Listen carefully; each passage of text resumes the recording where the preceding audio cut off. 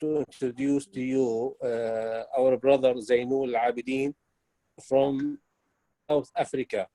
He's the chairman of Awqaf Foundation. And so I will let him now to start to save our time with him. Please, Brother Zeynoul. Jazakallah khairan, Dr. Sami. Assalamu alaikum wa rahmatullahi wa barakatuh. It's really a great pleasure being here, and it's an honor for me to be talking to a host of people all around the world, alhamdulillah. And Jazakallah to the International Institute of Islamic Waqf for organizing these seminars, because they're really very useful in educating us. We're all learning from it to know more about the Waqf system, alhamdulillah. So basically what I'm going to do is very quickly, I've got like about 15 minutes to do my presentation, and thereafter there'll be some panelists that will be asking us some questions, and then it'll be open to everybody else, or whoever else is in the room here in the chat room. So what I would like to do very quickly is then give you just some introduction in South Africa, some context that it has been a colonial apartheid and now a democratic state. From 1652, there's been this colonialism and apartheid that has really devastated the country. We have a legacy of poverty and inequality in this country. We have a population of about 55 million, of which about 2 to 3% are Muslim, made up of established communities, immigrant communities, and emerging Muslim communities. We have quite a bit of infrastructure of mosques, madrasas, schools, quite a decentralized system of governance. And up till about year 2000, no community-based organization dedicated to the promotion and proliferation of the Waqf system. So in 1984, we had training actually at the Islamic Development Bank with a few South African brothers, and I was fortunate to be one of those to attend a 2-week program, and some scholars like Sheikh Hassan Al-Amin, Nijatullah Siddiqui, Anas Zarqa, and many others were presenting there. In South Africa, there were some seminars in 1999, and really speaking in the year 2000, then the whole idea, implementation, growth and continuation of Awqaf South Africa then began. So our major kind of mission, if you may say, firstly, it's about advocacy and education. So we have lots of programs in newspapers, and we have a website called Waqf Academy, and regular talks on radio and television and so forth, trying to teach people about Waqf and Awqaf. Then, of course, very importantly, we have to mobilize Waqf monies, capital, properties, and whatever assets people can give. From the income that gets generated from our investments, we have various projects and programs. And then, of course, we have lots of volunteers that provide lots of services. In fact, our entire board of trustees and our management board operate on a voluntary service. We have a few staff members. So we have the corporate governance. We have a Trust Property Control Act. We have a Non-Profit Organization Act. We have our trust deed. And of course, there's Sharia, local and international standards, and we have that govern the Awqaf South Africa structures. This is more or less what our current structure looks like. We have a council of mutawallis, and then we have an executive board. We have offices in Joburg, Cape Town, Johannesburg, Cape Town, representation in Durban and Pretoria. So our model basically is a community-based NGO. So what happens is that, as in most cases, the Waqf organization receives donations and cash in property, in shares These are either discretionary or designated. If it's designated, they may designate it as a mosque waqf or an education waqf or a Hajj waqf. If it's discretionary, it's left to the trustees or mutawallis of the organization of Awqaf South Africa to decide where to spend the money, where to spend the income that's generated. In terms of once of course we have the capital, these are invested into various types of investments, mainly property investments. So we earn rentals out of the properties, and I'll trying to give you some indication of what types of properties we have. And then, of course, the revenues, as I said, are spent on what we call downstream projects and programs. This has been more or less the growth of Awqaf South Africa over the years. There's been steady growth, and you can see that probably over the last 5 years, we've seen more growth than before. So currently, our asset base is around 80 million rand, and hopefully soon we'll be reaching 100 million rand. But as it stands, that's where we are in the year at the end of February 2020. And knowing that we've got this COVID-19, that's affecting all of us, and we presume that it will impact our income and it will impact our investments as well. So our investments are mainly currently we have factories, we have an investment in a retail mall, we have investments in an office park, student accommodation, and a residential complex. And if I may say that they made up in different ways. The investment is made up in different ways. There's in some cases we have 100% ownership. We have 100% ownership with an outsourced management. Actually, we don't really manage properties ourselves, except something that we can really, our offices, for example, is managed by ourselves. But the investment assets are generally outsourced in terms of the management. Then we have some real estate that is consortium owned. So we have between 20 and 40% ownership. And in some cases, we have some equity in what we would call the unit trust funds, or like in small companies. These are just some of the properties that we have. Famous Brands, it's a factory. This one here is also a factory. It's a laboratory, actually, quite a big laboratory. Veritas, which is a standard forming company. They actually do the coal analysis of exports from South Africa.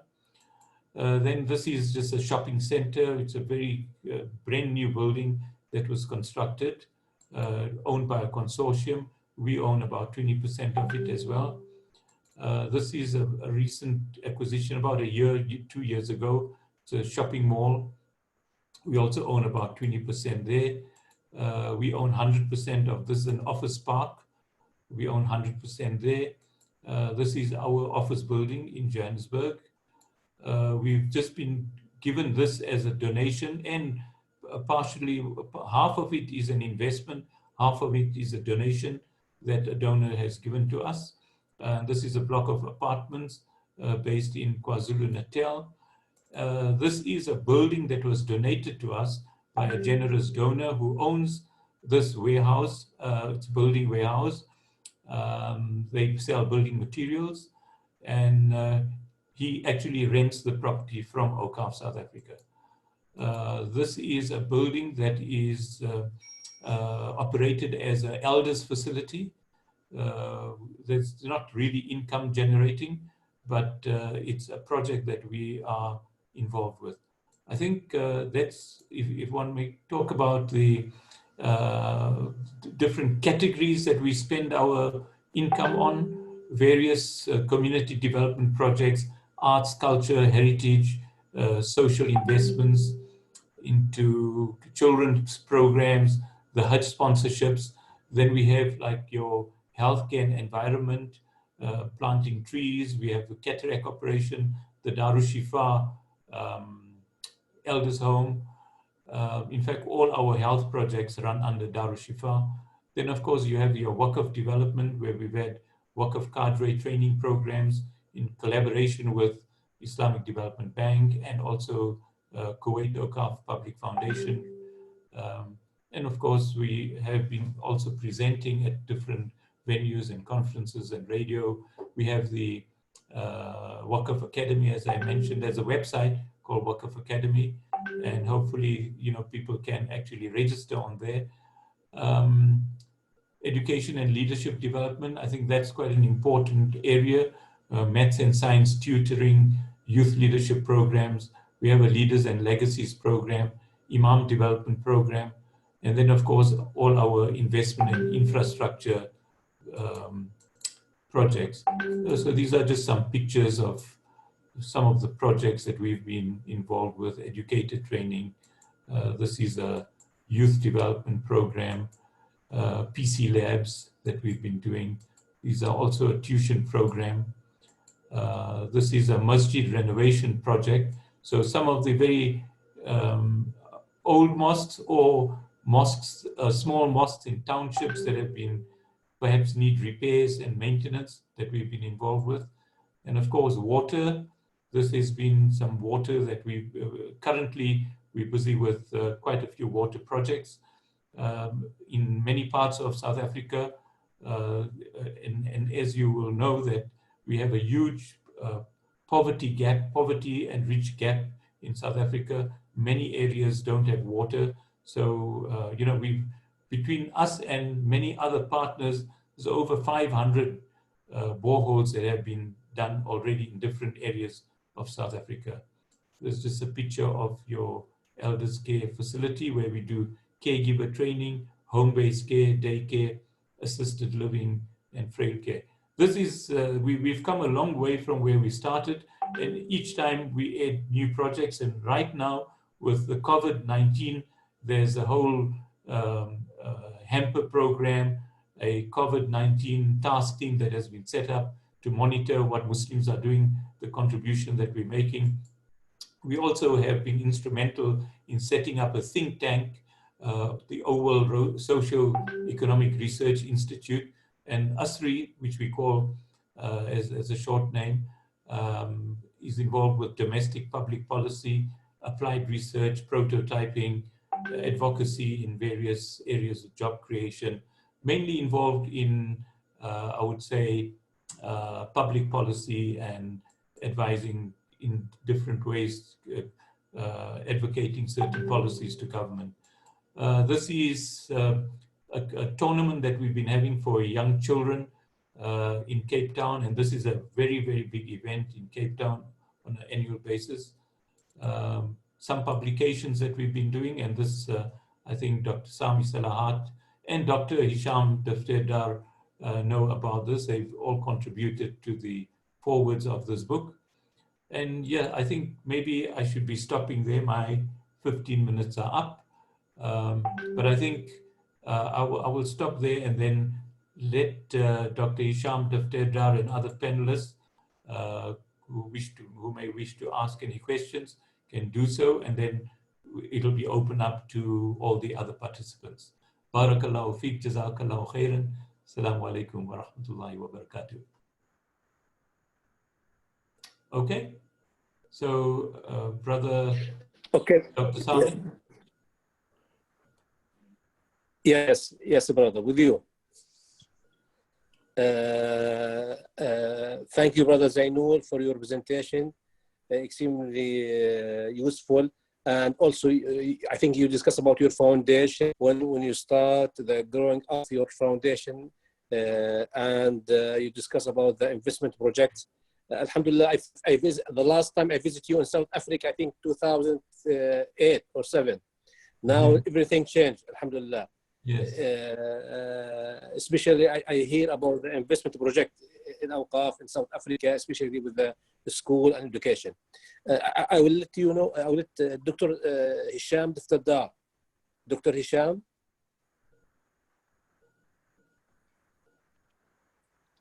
or Dr. Samina. I see Dr. Hisham is there. Yeah, Dr. Hisham. Yes. Dr. Hisham.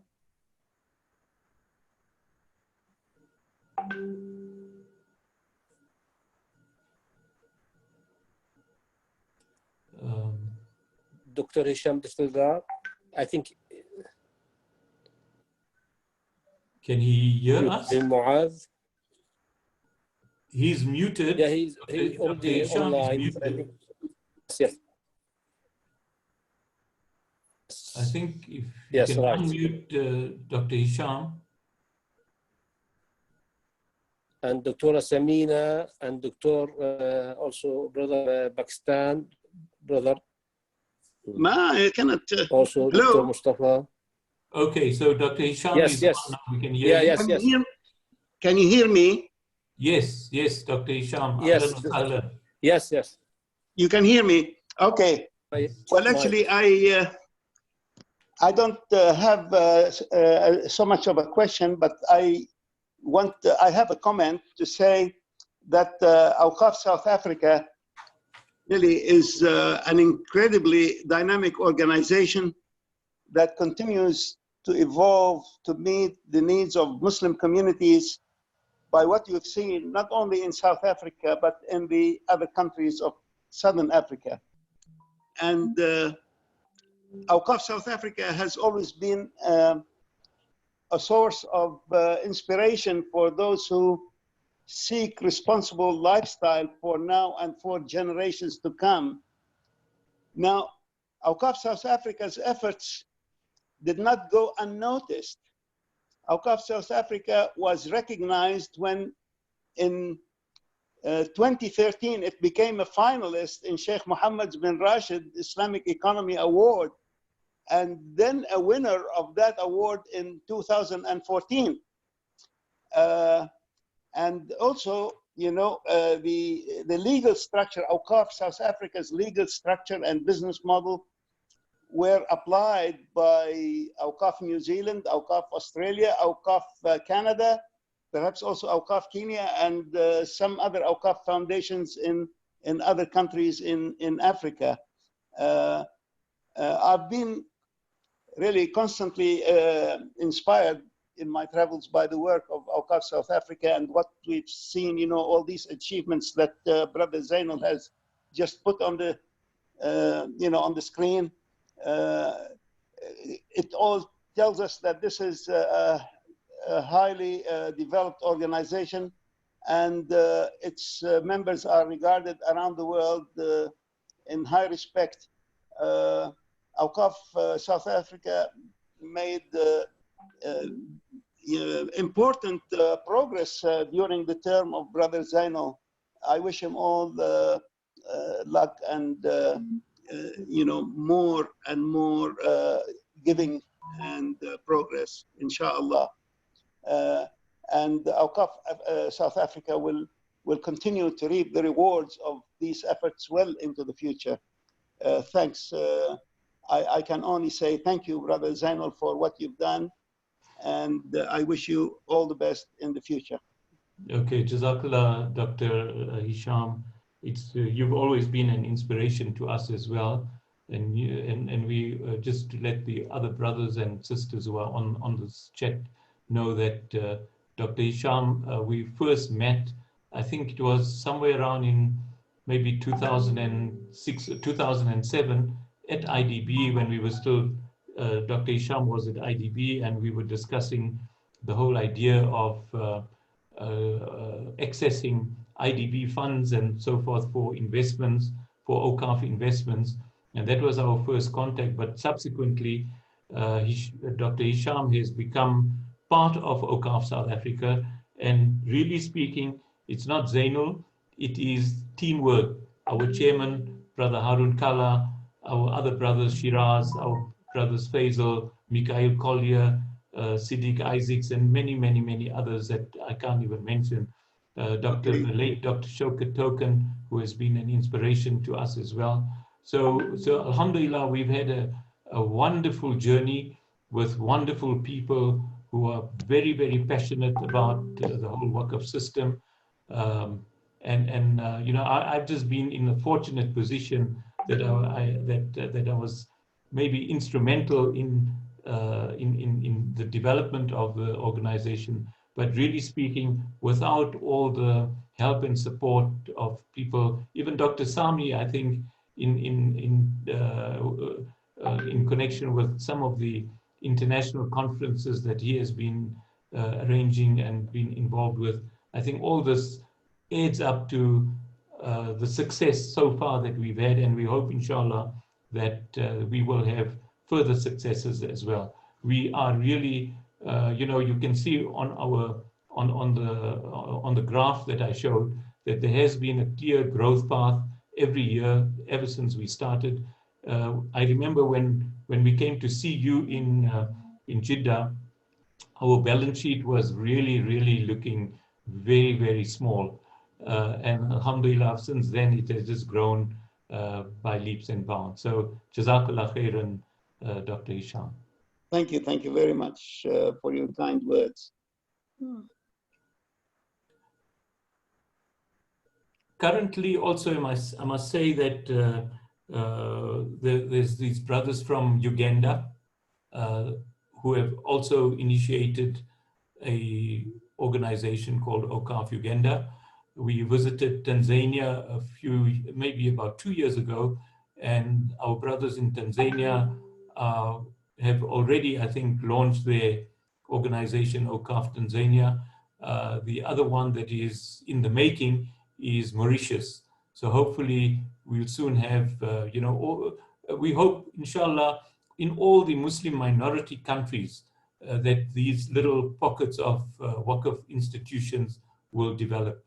And you know, with having institutions like the Dr. Sami's IIIW, I think, you know, it really bodes well. Also, you know, the organizations like the Global Waqf Forum that has been going on for a few years now has also been instrumental in spreading the knowledge about Waqf. So I think that one of the biggest challenges that we still have is the issue about knowledge and the issue about educating people about the Waqf system. I think, and I speak for myself, that even when I went for that training in 1984, at that time, I didn't even know what Waqf was all about. It was only with the exposure that we had there that we started understanding what the whole Waqf system was all about. And with my financial background, I think it made a lot of sense as to what we should be doing. And with the historical background of the whole Waqf system from the time of the Prophet ﷺ, and we see all the developments of Awqaf that even the IDB has done, and in many other countries, in Turkey and elsewhere. I think it bodes well for the whole industry, as you call it.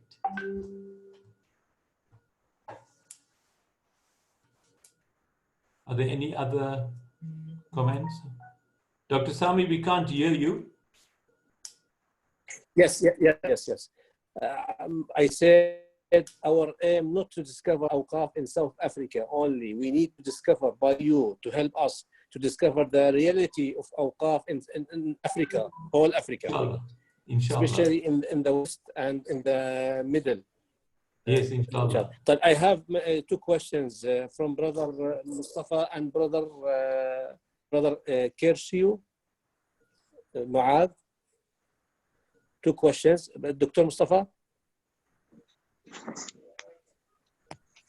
Yes, Assalamu alaikum wa rahmatullah.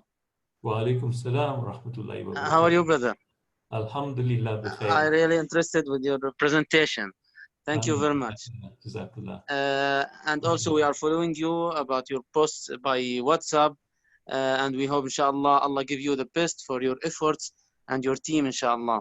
Ameen, ameen, jazakallah khair. Actually, one of the important goals of this kind of program is to get more information about Awqaf in Muslim minorities and other Islamic countries.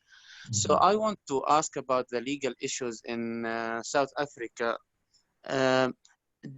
Is there any problem or any obstacles that you face when you wanted to establish SA Awqaf, and is there any legal problem for other organizations if they want to establish a new Awqaf?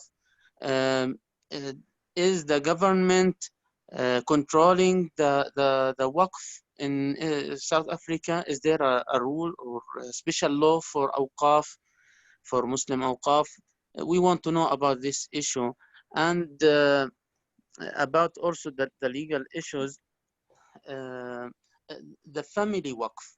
Okay. Is it possible for families there to establish Awqaf? Is there a rule, special rule for that, to spend the yield for their generation? And then for fuqara, but I want actually to know about the legal issues. Okay.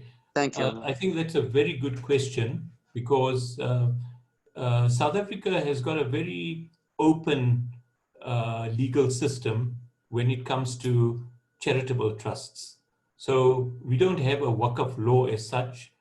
In fact, we were discussing this some time ago, and I think the advice has been that we should just hold on to that. We should rather operate within the trust law. Now, if you look at the South African trust law, you know, there's some very important similarities between the trust law and the Waqf system, because the Waqf, for example, has a Waqif, the trust has a founder. The Waqf has a Mutawalli, the trust has a trustee. The Waqf has the beneficiaries, and the trust has the beneficiaries as well. So in terms of the legal structure, it's actually identical. The trusts are administered by the master of the High Court. It's not administered by a company's registered office or you know, any other legal entity. It's the High Court, and that also resembles what was done in the Islamic era, where the Awqaf were actually registered with the Qadi. So if one has to compare that to our court system, the trusts are actually registered with the master of the High Court in South Africa. Very different from how companies are registered. So there is a Trust Property Control Act, which has a very lean way of actually managing and controlling trusts. A lot of the trust administration is left to the Mutawallis. And then we have our own trust deed, which is, call it our Waqfiyya, which we have registered with the master as well. So that becomes our governing document as well. So you have the Trust Property Control Act, and you have the trust deed, which is which governs the organization. Then you have another set of laws, which is called the Non-Profit Organization Act. Also an act that governs charity organizations. And from the perspective of that act, it's basically the governance, the administration, and annual reporting and so forth. So they aren't very stringent requirements. And then, of course, there's another act, which is the Income Tax Act, which also governs the charity organizations and governs the Awqaf. So if one complies with all the rules and regulations of all of these government acts or acts of parliament or legal acts, then you can navigate quite smoothly within this. The challenge that we have is basically there is a tax challenge, income tax challenge. Up to a certain point, income that you derive out of your investments are tax-free. After a certain point, there is a tax liability that one has to consider. Up to now, we haven't had a problem, but I think going into the future, we can foresee some issues there. As far as family waqfs are concerned, family waqfs are allowed, but then all these are taxed. Now, if they're done through an Awqaf organization like ours, where some families have actually created a family waqf, and they've directed that the income be distributed to their families, that is possible. But if they create a family trust or a family waqf, that is where the beneficiaries are their own children and their own progeny, then there is a tax liability. It's not a tax free, but you can make a family waqf. So that's also. Thank you, brother. Yes. I need to manage the time, brother Zeinul. I have a question from brother Kerishu. Dr. Nabil Kisrawi. Ready to ask? Yes. Yes, brother. السلام عليكم. السلام عليكم ورحمة الله. وعليكم السلام ورحمة الله وبركاته. Oh, we just lost you. Oh, okay, you're back. You're on mute, brother Kisrawi. You hear me?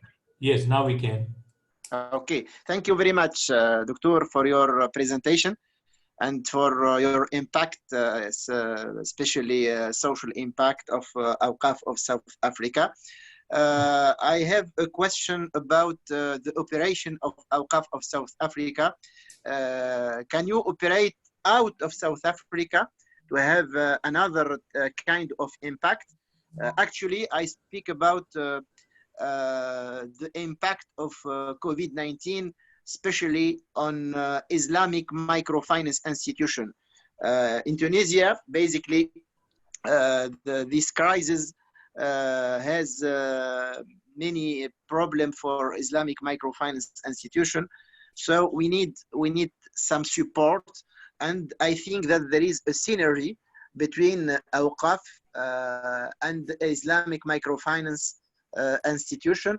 So my question is, can Awqaf of South Africa or other kind of Awqaf support this kind of institution who are according microloan or microfinance for poor people?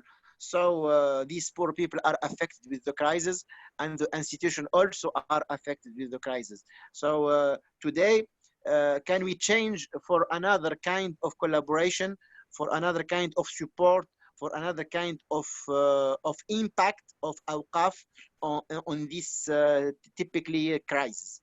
Okay. And thank you very much. Okay, Jazakallah khairan for that question. I think generally South African organizations, charity organizations, can operate outside South Africa. What they have to do is get special permission from the Reserve Bank if they need to transfer any money outside of South Africa. And the second point is that all charity organizations can distribute some of their income outside South Africa, but it's limited to a certain percentage. So whether it's for microfinance, or we have many South African organizations, notably we have organizations like Al-Imdad, we have African Muslim Agency, we have organizations like Islamic Relief that operate in South Africa as well. So all these organizations do have operations outside of South Africa, and many of them do get substantial permissions from the Reserve Bank of South Africa. There's even lots of work that's being done in Palestine, for example. So we have, South Africa is very well known for its activities and its funding of projects in Palestine. Regarding Tunisia, I don't think there's been very much contact. And I tell you, at the moment, I think we are really drowning with the COVID-19 in South Africa. Now, there's another thing that I must say, that South Africa, because of the, South Africa has got the highest Gini index in the world. The highest disparity between poor and rich in the world is in South Africa. unfortunately, people that have visited South Africa haven't seen the poverty levels outside the major cities. So if you go into the rural areas, that's where you really see what's happening. And because of the apartheid and our historical background, we have this legacy of apartheid has really dismantled families and created lots of problems. So to answer your question, the simple answer is yes. South Africans can support organizations abroad. There are organizations that do that. We have been sort of more restricted to South Africa in terms of what we do. I think there's a lot of pressure on South African Muslim organizations to say, charity begins at home. Although we have come across documents, and I think our brothers in Turkey will be very pleased to know that already somewhere around in 1912, I can actually share some documents with you, that already in 1912, there were organizations in South Africa that were collecting funds mosque to mosque, going and sending money to the Ottoman Empire, to the Sultan, for projects that were happening in Turkey at the moment. At that time, there were earthquakes and so forth, and they were sending money from South Africa to Turkey. And I think even now, people are doing that as we speak. Jazakallah. I hope that answers Thank you. And thank you, Dr. Nabil Khasrawi. Thank you for your questions. I have a question from Dr. Abdurrahman Sulaiman and Dr. Samina. If Brother Muad, هل ترم Abdurrahman Sulaiman and Brother السلام عليكم ورحمة الله وبركاته. وعليكم السلام ورحمة الله وبركاته. مرحبا سعادتك زينول عابدين، وكل عام وأنتم بخير وسنوات طويلة. يعني so many years we didn't meet you since last Dubai conference, I think 2012. We are happy to see you this night. And I have two questions. I just want you to clarify the relationship between the NGOs and South Africa, Awqaf of South Africa. What is the relation? Are the Awqaf supporting the NGOs, or what is the role of Waqf doing with the NGOs? This is the second one. The first one. Second, what are the difficulties faces Awqaf in South Africa? Will you just give us the main difficulties you are facing? Okay, so first of all, in terms of relationship with other NGOs, so we have lots of NGOs in South Africa, okay? Almost every day, maybe somebody starts a small NGO looking after orphans, or looking after having a madrasa, or they're having a feeding scheme, or a soup kitchen, or something, So many of the work, much of the work that we do, we would collaborate with other NGOs. So right from the beginning, we have established good relations with all the NGOs across the board in South Africa. Wherever we are able to work in partnership, we believe in partnerships. We believe that 1 + 1 is equal to 11, and not 1 + 1 is equal to 2. So that synergy helps us, and it saves our resources, and we try to build that relationship, and we become a kind of uniting force, because that's one of the underlying issues in Muslim communities, that we don't work together and all of that. So we took a very positive step in saying we cannot do everything ourselves.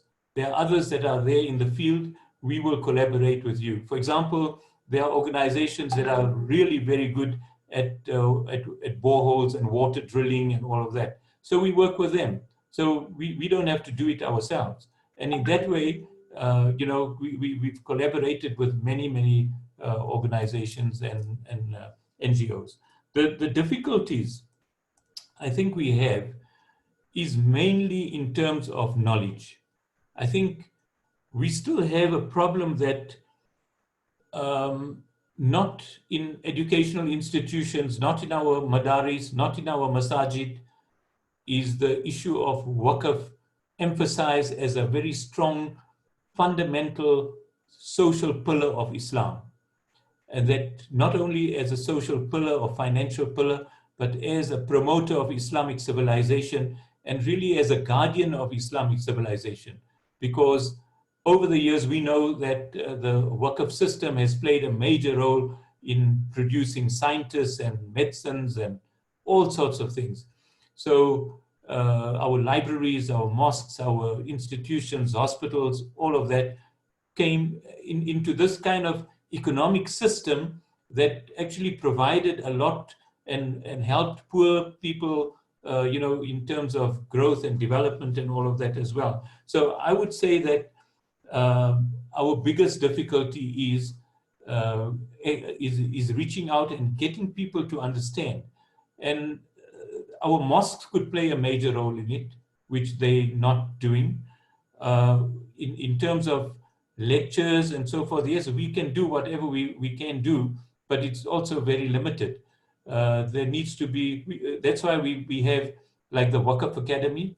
We have, with some things that we have done, we have a monthly write-up in a Muslim newspaper. That's why I've even asked on this group, if you got a 1,000-word article, please send it to us. We will publish it every month in our newspapers. We have that. Then we have regular workshops so people can understand. And whenever we have any other project or program, then we'll always include some component of Waqf knowledge in it as well.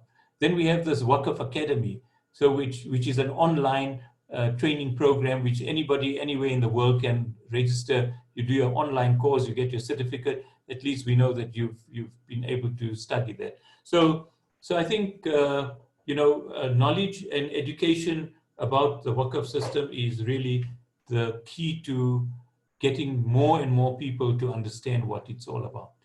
Thank you very much, Mr. Zain. Alhamdulillah, Jazakallah khair. Any other questions? Thank you very much. Your mic, Dr. Sami. Your microphone. You must unmute. Can't hear you. Okay. Yeah. Thank you. This is. Yes. Thank you. I finished my question. Thank you very much. Okay. Thank you, Dr. Muhammad. I have a question from Brother Aizal. Aizal here? Not here. Okay. I have a question from also Sister Samina. Okay. Dr. Samina. They sent me questions. She asked to ask by WhatsApp. Okay. Okay. I'm waiting here. Dr. Samina and Brother.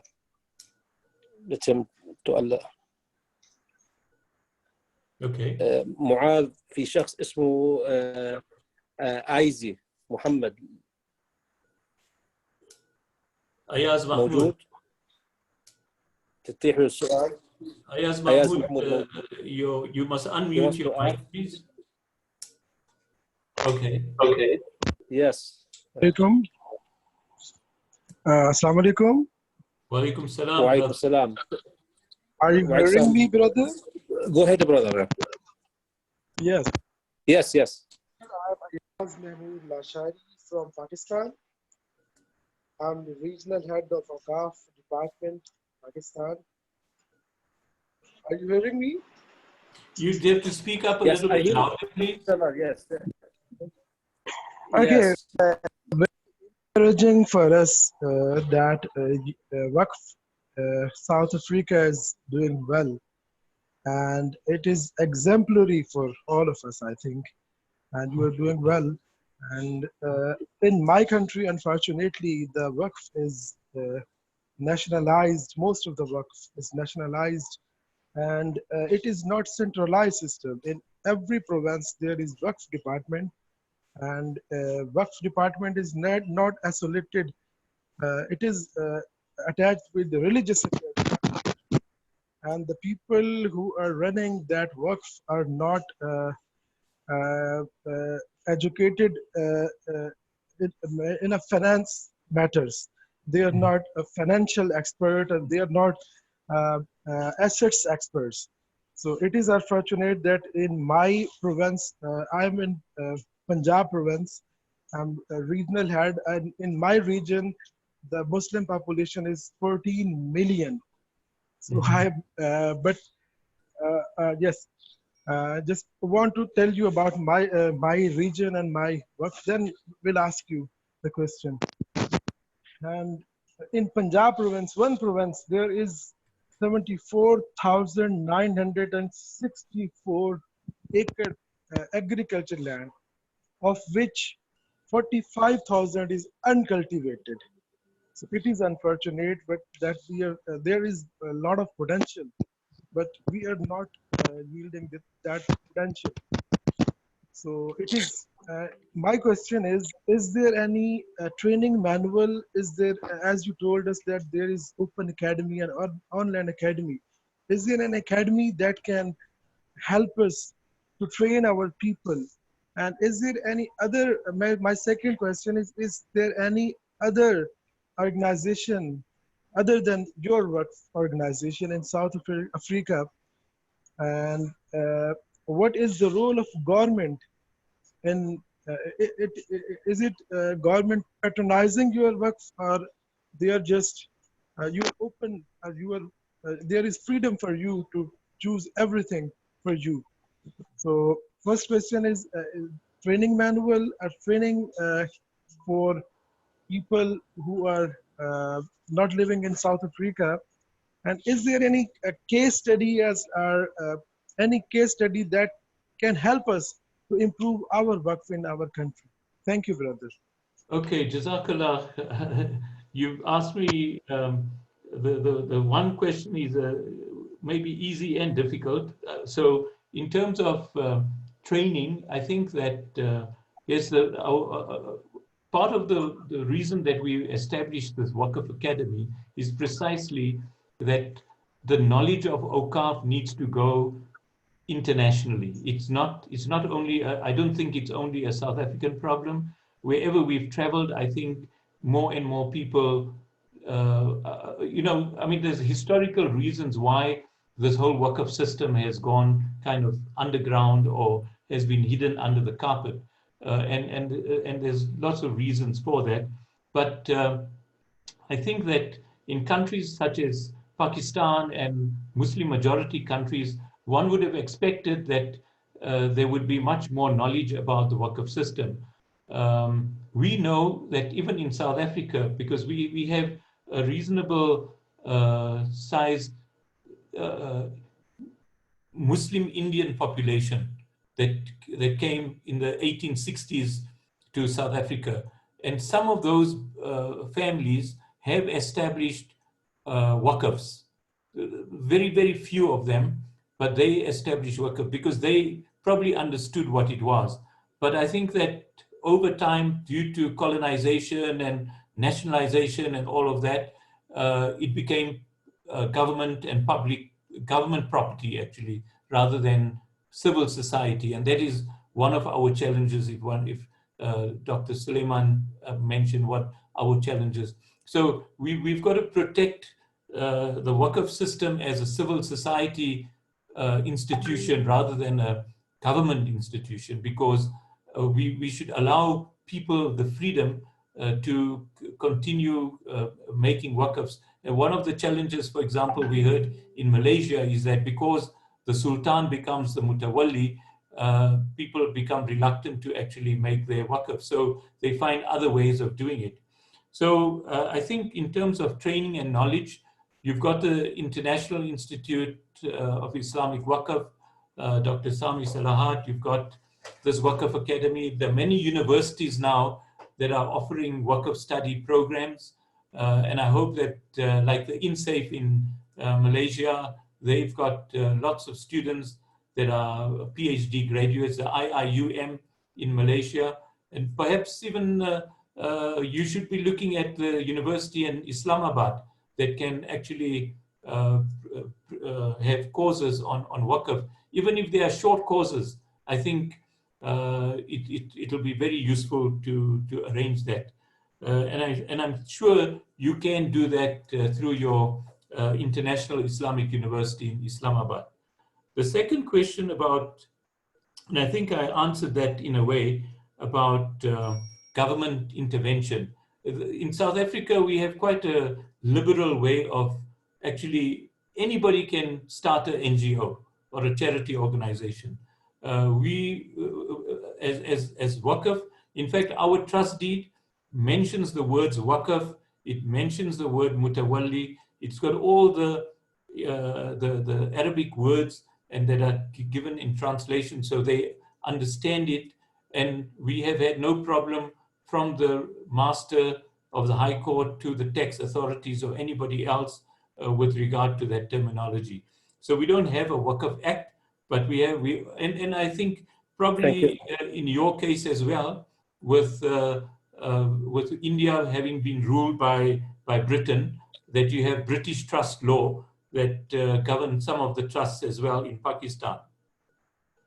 For example, your Hamdard Waqf, I think it'd be interesting to see how that one actually operates. It's one of the biggest Waqfs in that part of the world. Jazakallah. Hope that answers your question. Jazakallah khair. That's very tight. I want to invite the last question by Dr. Samina from New Zealand. Samina? Dr. Samina Anwar? I saw Samina Anwar ready? This is the last question. Yeah, this is the last question. Samina has to unmute her mic. No, yes, ready. I think ready now. Yes. Right. Yes, yeah. Okay. Dr. Samina, most welcome. Can you hear me? Yes. Wa alaikum salam. Can Yes, you hear me? Samina. How are you? How are you, Brother Zainul? That's good. I've got two questions for you.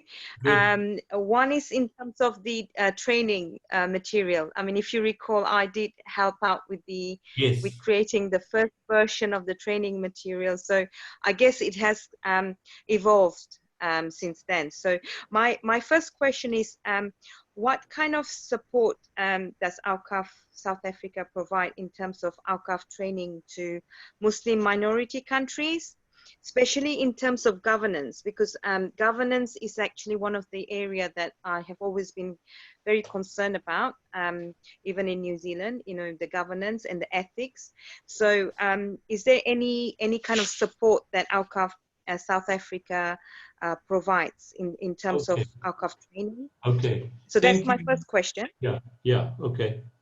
Thank you so much for that question, especially on the corporate governance. You know, since inception, we've actually got what we call a corporate governance charter. So we can share that with anybody that would like to have it, number one. Number two, also it has a code of ethics. So that's also part of it. And number three, we have also now set up a team of people that are now looking at the most recent, current corporate governance and ethics in the broader perspective, in the broader terms of companies and you know, listed companies and all of that. So so that team has actually drafted up something, but it's still in a draft format, and you know, we would welcome anybody's participation in developing it further. But that's still in you know, in sort of work in progress. The issue about the training program, and thank you, yes, we must acknowledge your help and support also when we were doing this Waqf Academy program. To be quite honest with you, that has been the first one. We only managed to actually go properly online, completing it maybe about 2 years ago, or 2 or 3 years ago.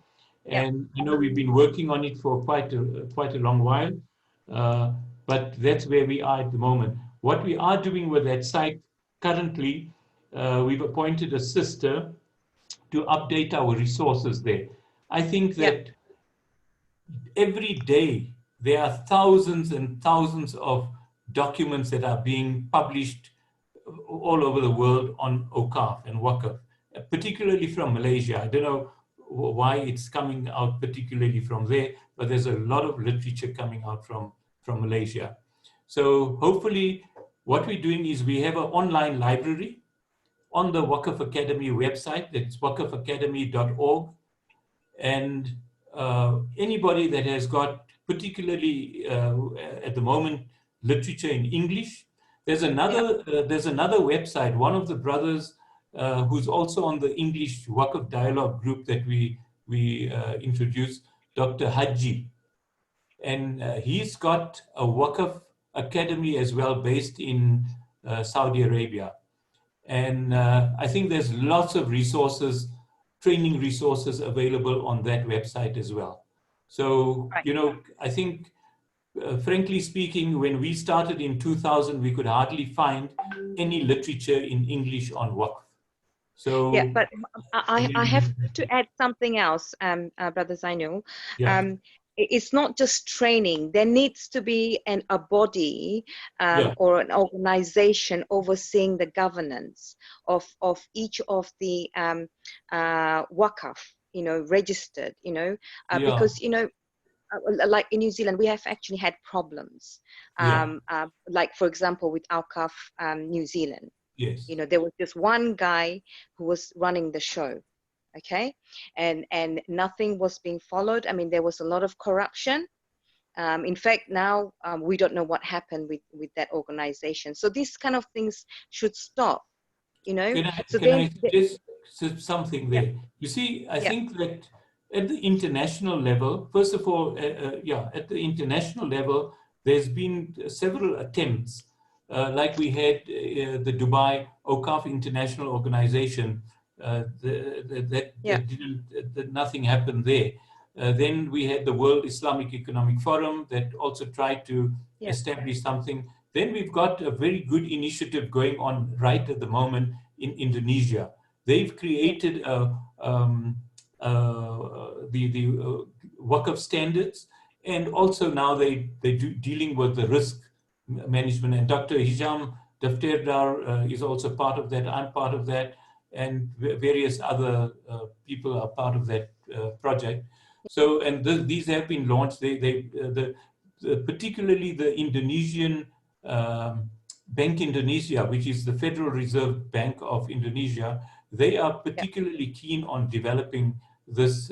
So there is work in progress, and I think as far as the oversight is concerned, well, each country have their own oversight bodies, but I think you are quite right that we don't really have a proper system, perhaps on a worldwide basis.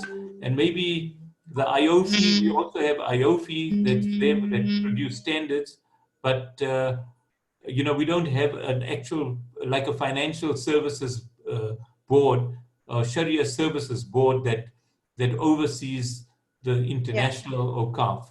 So maybe that is something that we rely on international organizations to help us with that. Yeah, I think that's very important, especially for Muslim minority countries, because we actually come under the trust law, you know, individual trust law.